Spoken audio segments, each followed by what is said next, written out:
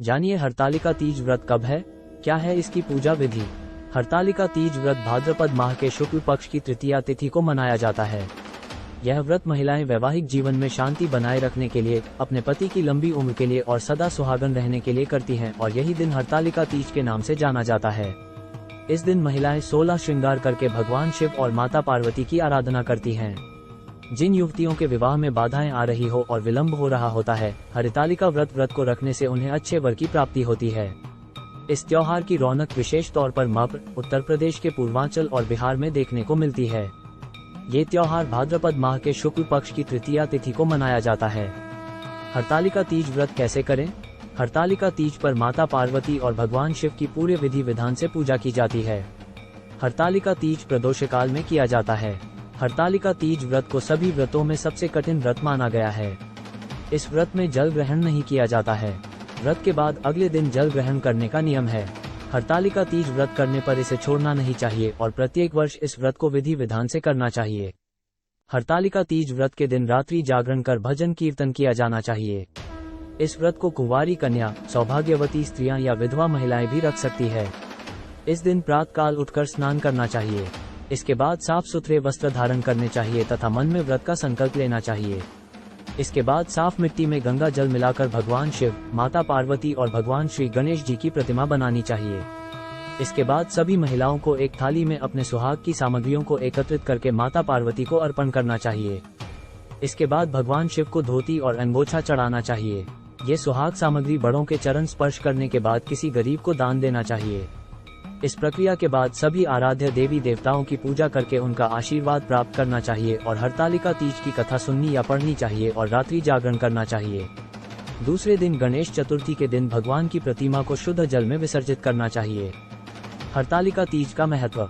हिंदू धर्म में हर पर्व, व्रत एवं पूजन का अपना विशेष महत्व है।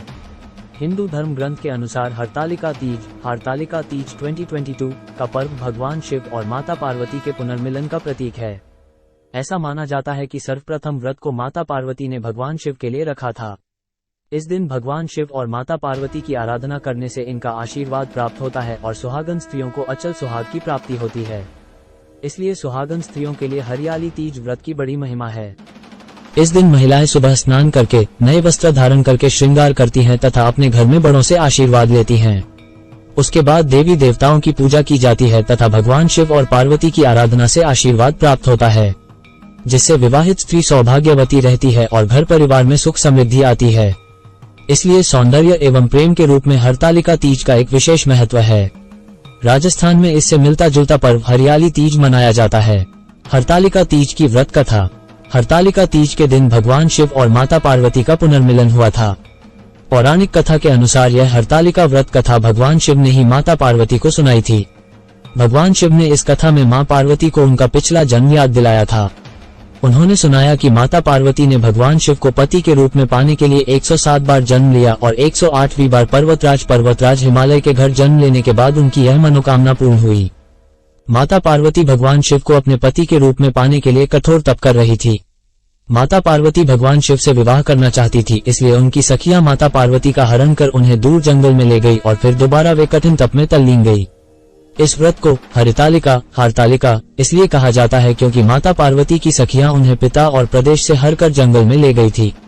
हरित अर्थात हरण करना और तालिका अर्थात सखी। इस प्रकार भगवान शिव को अपने पति के रूप में पाने के लिए 108 जन्मों तक कठोर तप व व्रत करने के बाद भगवान शिव माता पार्वती से प्रसन्न हुए और उन्होंने उन्हें अपनी पत्नी के रूप में स्वीकार किया। पर्वतराज हिमालय ने भगवान शिव और माता पार्वती का विवाह संपन्न कराया।